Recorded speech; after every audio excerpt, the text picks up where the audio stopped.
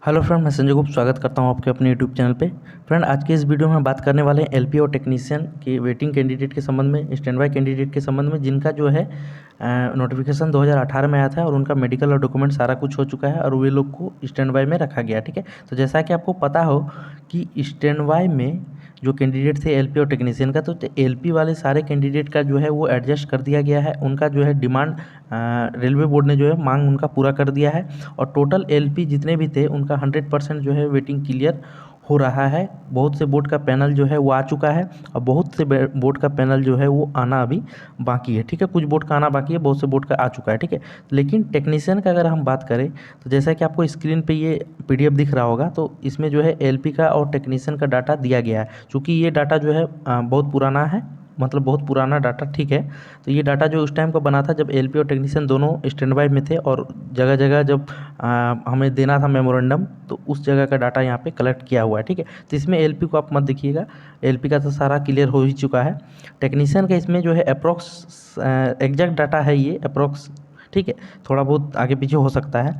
तो इसमें जो है टेक्नीशियन का भी स्टैंड बाय क्लियर होना बाकी है, लेकिन टेक्नीशियन का आप यहाँ पे देख सकते हैं 1723 का आपका एडिशनल डिमांड किया गया था और 186 का आपका रिप्लेसमेंट डिमांड किया गया था। लेकिन स्टैंड बाय में अगर बात करें तो कितना होगा टेक्नीशियन का कैंडिडेट, तो लगभग 9000 टेक्नीशियन कैंडिडेट होगा, 8 से 9000। ठीक है, और इसमें डिमांड कितना का दिया था, 2000 का। मतलब अगर ये पीडीएफ आप देख रहे हैं ये साइड वाला, तो अगर इस पीडीएफ के अनुसार अगर रेलवे बोर्ड वेटिंग क्लियर करता टेक्नीशियन का, तो केवल 2000 के आसपास टेक्नीशियन का ही वेटिंग क्लियर होता। बाकी 7000 जो कैंडिडेट होते उनका जो है वेटिंग क्लियर नहीं हो पाता। लेकिन जो 28 जून को जो स्टैंडिंग कमेटी का बैठक हुआ रेलवे बोर्ड में, रेलवे में, संसद में। ठीक है, तो रेलवे बोर्ड का जो स्टैंडिंग कमेटी का बैठक हुआ उसमें यह निर्णय लिया गया, इसमें डिसीजन लिया गया सभी मेंबर द्वारा कि जिस प्रकार से एलपी का 100% वेटिंग जो है वो क्लियर किया रेलवे ने, उसी प्रकार से टेक्नीशियन और जेई का भी वेटिंग जो है वो 100% क्लियर होना चाहिए। कारण ये है कि दोनों वैकेंसी आपका 2018 का था और आपका सीईएन दोनों जो है वो 2018 का सेम था। जो एलपी का सीईएन भी सेम है और टेक्नीशियन का भी सीईएन जो है वो सेम है। तो एक सीईएन एलपी में टोटल 100% क्लियर हो गया, 100%, तो टेक्नीशियन का उसमें क्यों नहीं हो रहा। ठीक है, ये बात को बहुत से कमेटी मेंबर ने जो है अपने लेटर पैड में भी मेंशन किया है और उसको जो है माननीय रेल मंत्री अश्विनी वैष्णव को भी सौंपा है, अश्विनी वैष्णव जी को भी सौंपा है कि जिस प्रकार से आपने एलपी का एडजस्ट किया उसी प्रकार से टेक्नीशियन को भी जो है एडजस्ट कीजिए। तो इसी के संबंध में फ्रेंड, जैसे कि आपको पता होगा कि आज जो है बहुत से बोर्ड का डाटा दिल्ली गया है, रेल भवन गया है कि कितना उनके वहाँ से डायरेक्ट रिक्वायरमेंट का सीट जो है वो वैकेंट है, क्योंकि रेलवे बोर्ड ने सभी जोनल रेलवे से अपना डाटा मंगाया था 28 जून का मीटिंग के बाद कि आपके जोन में कितना सीट जो है वो वैकेंट है, ताकि हम जो है उस पर स्टैंड बाय कैंडिडेट को एडजस्ट कर सके।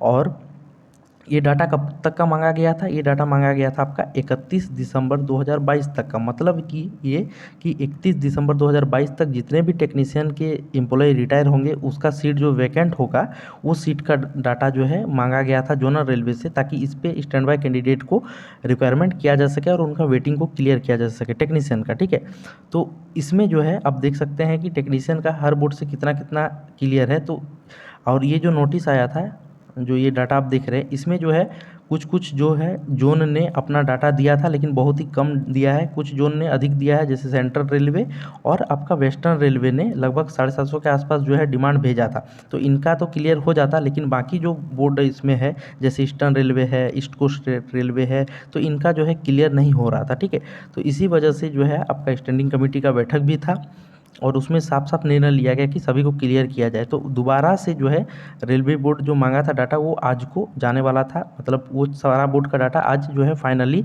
रेल बोर्ड चला गया है, रेलवे बोर्ड चला गया दिल्ली। अब वहाँ से जो है दिल्ली ये डिसाइड करेगा कि जो कितना कितना डाटा जो उनके पास आया है और उस बोर्ड में कैंडिडेट कितना है, और उनको या तो डाइवर्जन का अगर ज़रूरत पड़ेगा तो वो अदर बोर्ड में डाइवर्जन करेगा या अपने ही बोर्ड में जो है उनको एडजस्ट कर देगा। ठीक है, जैसे कि मैं आपको यहाँ पे एग्जांपल दे देता हूँ ईस्टर्न रेलवे का। तो ईस्टर्न रेलवे से जैसे आप यहाँ पे देख सकते हैं कि पहले में रिप्लेसमेंट पैनल का डिमांड 50 गया था और एडिशनल का 0 इन्होंने लिख के भेजा था नील। बट अभी जो डाटा गया है और इसमें कैंडिडेट कितना है वो आप देख लीजिए, कोलकाता में आपका कैंडिडेट कितना है, कोलकाता में आपका है 1047 कैंडिडेट अप्रॉक्स टेक्नीशियन का, और मालदा में आपका 385 जो आपका ईस्टर्न रेलवे में है। तो आप यहाँ पे अंदाज़ा लगा सकते हैं कि यहाँ पे लगभग 1100 और यहाँ पे 400, तो आपका 1500 के आसपास जो है वो टेक्नीशियन का कैंडिडेट है आपका ईस्टर्न रेलवे में। लेकिन डिमांड कितना का गया था, केवल 50 का। तो इसमें क्या होता, लेकिन अब जो इस यहाँ से डिमांड गया है वो लगभग बताया जा रहा है कि ईस्टर्न रेलवे से लगभग आपका 600 के आसपास जो है वो डिमांड गया है, और कैंडिडेट कितना है यहाँ पे 1500। तो बाकी जो यहाँ पे 800-900 कैंडिडेट बच रहा है उसका क्या होगा, तो उसके लिए मैं आपको बताता हूँ।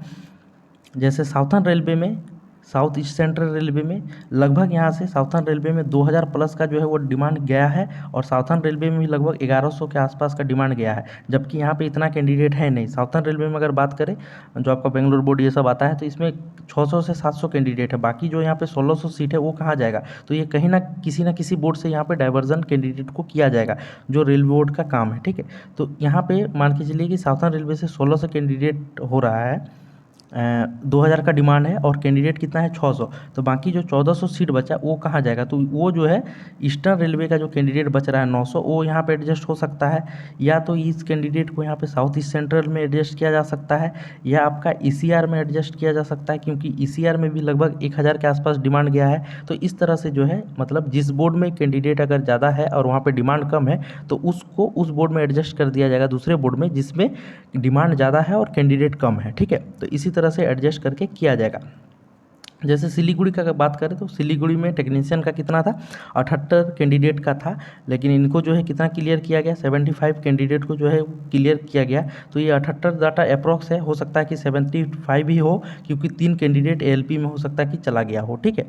तो ये जो है इसको कह सकते हैं कि ये हो सकता है, डाटा यहाँ पे थोड़ा आगे पीछे होगा, लेकिन एग्जैक्ट पूरा तो नहीं है डाटा, लेकिन हाँ कुछ जो है नंबर आगे पीछे हो सकता है। जैसे टेक्नीशियन का 75 का था शायद सिलीगुड़ी में, लेकिन यहाँ पे 78 है, ठीक है। तो इस तरह से जो है यहाँ पे एडजस्ट रेलवे बोर्ड करेगा। और डाइवर्जन का जहाँ तक बात रहा फ्रेंड, डाइवर्जन लेने का, तो डाइवर्जन जो है वो रेलवे बोर्ड डिसाइड करता है, मतलब आरआरसीबी दिल्ली डिसाइड करता है कि कैंडिडेट का डाइवर्जन कहाँ पे करना है।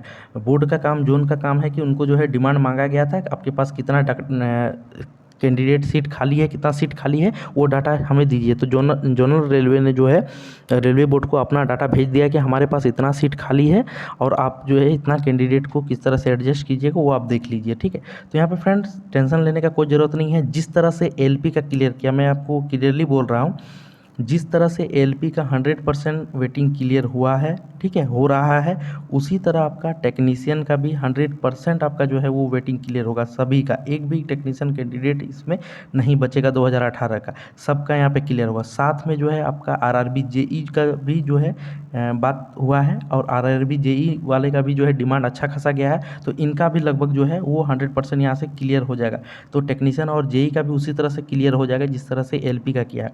तो अब बात रहा टेक्नीशियन कैंडिडेट बहुत ज़्यादा जो है वो टेंशन ले रहे थे, क्योंकि उनका जो है कुछ भी उनको डाटा नहीं पता चल रहा था। तो जैसे ही फ्रेंड एग्जैक्ट डाटा आएगा, अगर मतलब 1-2 दिन में मैं वो भी आपको बता दूंगा कि किस बोर्ड का कैंडिडेट का कितना कैंडिडेट अदर बोर्ड में जो है वो डाइवर्ट वहाँ पे किया जा रहा है, ठीक है। जैसे ईस्टर्न रेलवे हो गया, साउथ ईस्टर्न रेलवे हो गया, तो इनका कैंडिडेट किस बोर्ड में इनको डाइवर्ट किया जाएगा वो डाटा मैं आपको बता दूंगा बहुत जल्द। वो डाटा भी जो है वो आने वाला है हाथ में, तो मैं आपको बता दूंगा, ठीक है। तो चैनल पर बने रहे, चैनल को सब्सक्राइब नहीं किए होंगे तो सब्सक्राइब कर दीजिएगा, और बेल आइकन को भी प्रेस कर दीजिएगा ताकि आपको जो है अपडेट मिलते रहेगा, ठीक है। और टेक्नीशियन के कैंडिडेट जो भी हैं वो लोग जो है टेंशन नहीं ले, आपका जो है 100% क्लियर होगा, और अपना तरफ से आप जो है पूरा तरह से फिट रहे हैं, ठीक है। क्योंकि आपका मेडिकल टेस्ट होगा, मेडिकल टेस्ट होना है जिस तरह से एलपी वालों लोग का हो रहा है, तो उतना हार्ड नहीं, आपका तो B1 होगा। तो टेक्नीशियन वाला कैंडिडेट लोग जो है अपना मेडिकल पे ध्यान दीजिए, अपना फिटनेस पे ध्यान दीजिए, क्योंकि जिस तरह से आपका जो डॉक्यूमेंट वेरिफिकेशन के बाद मेडिकल हुआ था, उसी तरह से आपका इस बार भी जो है वो मेडिकल होना है। आई चेकअप होगा, एक्सरे होगा, सारा कुछ जो आपको प्रोसेस था वो सारा कुछ सेम ही होगा। तो अपना मेडिकल फिटनेस पे ध्यान दीजिए, और जो है डॉक्यूमेंट आप जो है अपना रेडी करके रखिएगा। तो वो भी मैं आपको बता दूंगा कि कौन कौन सा डॉक्यूमेंट आपको जो है वो देना है, ठीक है। और उसका मैं आपको परफॉर्मा भी दे दूंगा कि इस तरह का डॉक्यूमेंट जो है वो लगेगा, ठीक है। क्योंकि सबसे पहले तो आप जो डीवी के टाइम करवाए थे 2019 में, जो डॉक्यूमेंट वेरिफिकेशन के टाइम में आप जो डॉक्यूमेंट लेके गए थे, वो डॉक्यूमेंट तो आपके पास होना ही चाहिए। एक्स्ट्रा में आपको जो है कुछ कुछ डॉक्यूमेंट बनवाना है, 2 या 3 डॉक्यूमेंट, तो मैं वो लिस्ट आपको दे दूंगा। तो उस हिसाब से आप जो है बना के रेडी रखिएगा, ताकि आपको अपना तरफ से कोई भी परेशानी ना होना पड़े, मतलब अपना तरफ से कोई भी गलती आपका ना हो, ठीक है। जैसे रेलवे ने साफ मेंशन किया है कि इस बार अगर मेडिकल फेल कोई करता है तो उनको जो है दोबारा चांस जो है वो मतलब रीमेडिकल दिया जाएगा। मतलब कहने का अर्थ है कि अगर मेडिकल में फेल होते हैं तो उनको जो है कैंडिडेचर रद्द कर दिया जाएगा। तो अपना जैसे मेडिकल फिटनेस है, तो अपना मेडिकल फिटनेस को जो है बना के रखिए। डॉक्यूमेंट आपको जो है ज़रूरी है, तो डॉक्यूमेंट अपना बना के रखिएगा, सारा कुछ अपना रेडी करके रखिएगा। जैसे ही आपका पैनल आएगा, आपका लिस्ट आएगा, आप जो है वो डॉक्यूमेंट चेक कराने चला जाइएगा। उसके बाद आपका जो है मेडिकल हो जाएगा।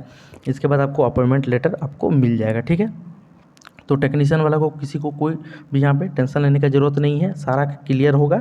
ये मैं पूरी क्या बोलते हैं 100% श्योरिटी के साथ बोल रहा हूँ, ठीक है। तो आप लोग जो है अपना सारा कुछ रेडी करके रखिएगा, डॉक्यूमेंट वगैरह। और ये जो डाटा है, ये पहले वाला डाटा है, ठीक है। ये जो डाटा है ये 28 का जो मीटिंग हुआ था 28 जून को, उसके पहले का ये डाटा है। तो तभी देख लीजिए कितना जा रहा था, तभी केवल 1723 का एडिशनल जा रहा था और 186 का जा रहा था, मतलब लगभग 1900 के आसपास जो है वो आपका वेटिंग क्लियर हो रहा था। लेकिन वेटिंग में कैंडिडेट कितना है, तो वेटिंग में कैंडिडेट आपका है लगभग 8,000 से, मतलब 7,000 8,000 होंगे, लगभग 8,000 मान के चलिए, इतना कैंडिडेट। लेकिन वेटिंग कितना का क्लियर हो रहा था, केवल यहाँ पे 2,000 के आसपास का हो रहा था। तो 6,000 कैंडिडेट जो है वो बच जाते, इनका जो है वेटिंग क्लियर नहीं हो पाता। लेकिन 28 जून को जो मीटिंग हुआ उसके बाद जो है अब 100% सबका क्लियर हो जाएगा।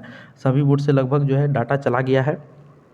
तो आप लोग निश्चिंत रहिए, 1-2 दिन में जो है आपको डाटा मिल जाएगा पूरा तरह से। तो फ्रेंड इतना ही अपडेट था, और कुछ जानकारी मिलेगा तो मैं आपको अपडेट कर दूंगा। तो चैनल पर बने रहे, चैनल को सब्सक्राइब नहीं किया तो सब्सक्राइब करके बेल आइकन को प्रेस कर दीजिएगा। चलिए फ्रेंड मिलते हैं नेक्स्ट वीडियो में, तब तक के लिए जय हिंद।